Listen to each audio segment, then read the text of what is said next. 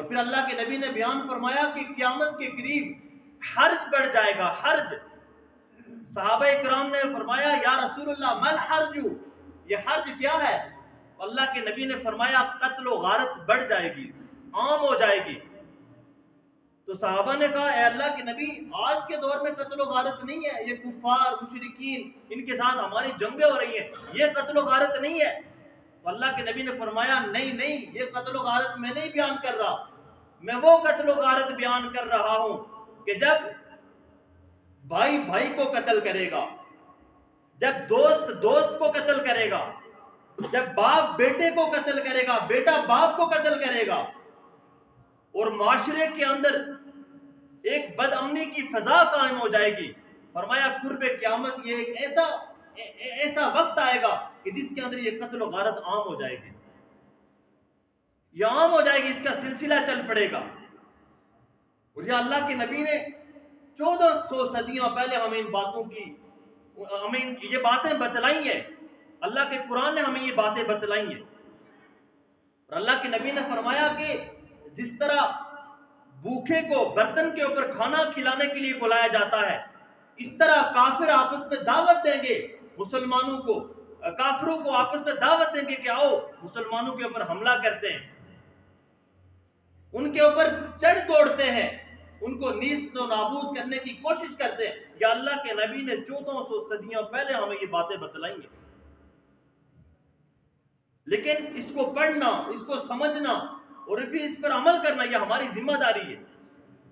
اور اسی طرح اللہ کے نبی نے بیان فرمایا کہ قرب قیامت ایک وقت آئے گا کہ یعیر الرجل، کہ آدمی کو آر دلائی جائے گی، ایک آدمی دوسرے سے اپنی جان چھڑانے کی کوشش کرے گا، ایک دوسرے کے شر سے بچنے کے لیے اسے سلام کرے گا۔ اور آپ دیکھیں چند سال پہلے یہ جو کورونا نامی وبا آئی ہے، بھائی نے بھائی کو چھوڑ دیا، خاوند نے بیوی کو چھوڑ دیا، اور ماں نے اپنی اولاد کو چھوڑ دیا۔ یعیر الرجل، کہ آدمی کو آر دلائی جائے گی، ایک دوسرے سے بھاگنے کی کوشش کرے گا، تانا دیا جائے گا۔ جس طرح کہ آج اگر کسی نے ٹوپی پہنی ہو، کسی نے داڑھی رکھی ہوئی ہو، اسے ملا کہا جاتا ہے، اور ایک تانے کے انداز میں کہا جاتا ہے کہ لوگوں کے ٹکڑوں پہ پلنے والا۔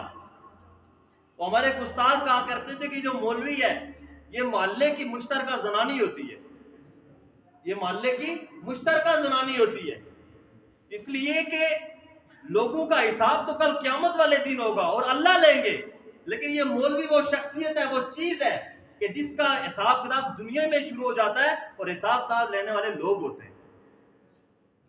وہ اسے کوئی نورانی مخلوق سمجھتے ہیں، کوئی فرشتہ ٹائپ، اور ہاں جتنی ان کی تنخواہیں ہوتی ہیں واقعی ایسا لگتا ہے کہ یہ کوئی انسان نہیں ہے۔ بھائی ان کی جو تنخواہیں ہوتی ہیں، شہروں کے اندر آپ چلے جائیں، گھروں کے جو کرائے ہوتے ہیں، کرایوں کے برابر بھی ان کی تنخواہیں نہیں ہے، لیکن اس کے باوجود صابر ہے، شاکر ہے۔ شادی کا موقع آئے گا، لائٹنگ کرنی ہوگی، جتنی پیسہ خرچ ہو جائے ٹھیک ہے، ہو جائے۔ فائرنگ کا موقع آئے گا، جتنا پیسہ لگے لگ جائے۔ ولیمے کا موقع آئے گا جی 8-10 ڈشیں ہونی چاہیے، ہر موقع کے اوپر جتنا لگ جائے لگ جائے۔ لیکن جب نکاح کے فیس کی باری آئے گی تو دلہے کا باپ مولوی صاحب سے پوچھے گا بھی کتنے پیسے ہوئے، تو وہ مولوی صاحب کہنے لگے 2000 روپے، تو کہتا 2000 اس وقت 2000 اس کے لیے بہت بڑے ہو گئے، لیکن اس وقت جو شادی کے دوسرے اخراجات کے اوپر خرچ کر رہا تھا اس وقت اسے وہ پیسے زیادہ نہیں لگے۔ تو کہنے کا مقصد یہ ہے کہ قرب قیامت کی علامات آئیں گی، اللہ کے نبی نے بیان فرمایا ہے کہ آر دلائی جائے گی، تانا دیا جائے گا۔ اور اسی طرح فرمایا کہ قرب قیامت کہ جس طرح زانی کو زنا کا تانا دیا جاتا ہے، اسی طرح مومن کو تانا دیا جائے گا کہ یہ ایمان کے اوپر کیوں قائم ہے، یعنی اسے مومن ہونے کا تانا دیا جائے گا کہ یہ ایمان کو کیوں سمیٹے ہوئے ہے، کیوں اس کے اوپر اس کو پکڑے ہوئے ہے اور کیوں اس کے اوپر چل رہا ہے، اسے اس بات کا تانا دیا جائے گا۔ یہ تو اللہ کی ذات ہے، اللہ ہمارے خالق، اللہ ہمارے مالک ہے۔ یہ اللہ کے نبی نے ہمیں وہ علامات بتائی ہیں، وہ چیزیں بتائی ہیں لیکن جو قرب قیامت ہونے والی ہیں۔ آج ہم کہتے ہیں کہ اللہ کے نبی کی ذات سب سے حسین جمیل. حضرت حسان بن ثابت رضی اللہ تعالیٰ عنہ شعر پڑھا کرتے تھے کہ وَأَحْسَنُ مِنْكَ لَمْ تَرَ قَطُّ عَيْنِي وَأَجْمَلُ مِنْكَ لَمْ تَلِدِ النِّسَاءُ خُلِقْتَ مُبَرَّأً مِنْ كُلِّ عَيْبٍ كَأَنَّكَ قَدْ خُلِقْتَ كَمَا تَشَاءُ.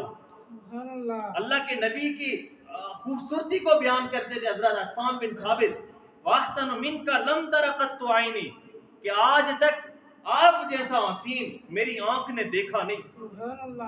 وَأَجْمَلُ مِنْكَ لَمْ تَلِدِ النِّسَاءُ دیکھتے کیسے آج تک آپ جیسا حسین کسی ماں نے جنا ہی نہیں ہے. خُلِقْتَ مُبَرَّأً مِنْ كُلِّ عَيْبٍ آپ کو ہر عیب سے پاک پیدا کیا گیا ہے. كَأَنَّكَ قَدْ خُلِقْتَ كَمَا تَشَاءُ گویا جیسے آپ نے چاہا ویسے میرے رب نے آپ کو پیدا کر دیا ہے. یہ نبی کی خوبصورتی کو بیان کیا گیا ہے. اب اگر مجھے نبی کی ذات سے پیار ہوتا تو میں پھر نبی کی سنتوں کے مطابق بھی چلتا. صرف ٹوپی نہیں میں اپنے سر کے اوپر امامہ بھی پہن لیتا کیونکہ میرے نبی کی سنت ہے. چھوٹی داڑھی نہیں میں پوری جو واجب داڑھی ہے اس کو رکھ لیتا. کیوں؟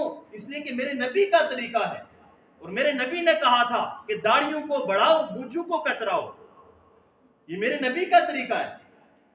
آج کا نوجوان اگر وہ کہتا ہے میں عاشق رسول ہوں تو کیا اس کی زندگی میں وہ اللہ کے نبی کا عشق عملی طور پر موجود ہے یا نہیں ہے یہ دیکھنا پڑے گا. دعویٰ تو ہے لیکن اس دعوے کے اوپر دلیل کیا ہے؟ بندہ اگر دعویٰ کرتا ہے تو اس کے پاس اس کی دلیل ہوتی ہے لیکن دلیل کیا ہے؟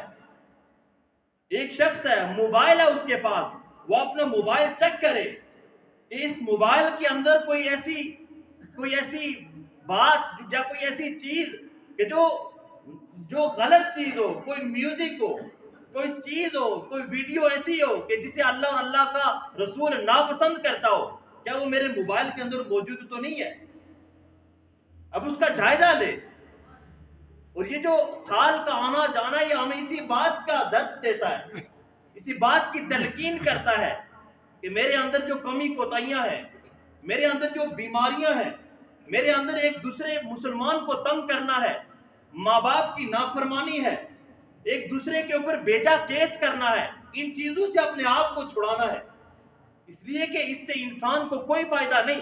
میں نے خطبے میں ایک حدیث مبارکہ پڑھی, المسلم من سلم المسلمون من لسانہ و یدہ, کہ حقیقی اور سچا مسلمان وہ ہے کہ جس کی ہاتھ اور زبان سے دوسرا مسلمان محفوظ رہے. ہاتھ اور زبان کا کیوں ذکر کیا؟ اس لیے کہ زیادہ تر جو تکلیف دی جاتی ہے دوسرے مسلمان بھائی کو یا تو اس زبان کی وجہ سے دی جاتی ہے یا ہاتھ کی وجہ سے تکلیف دی جاتی ہے. ہاتھ کی وجہ سے تکلیف دی جاتی ہے اس لیے اس کو ذکر کیا.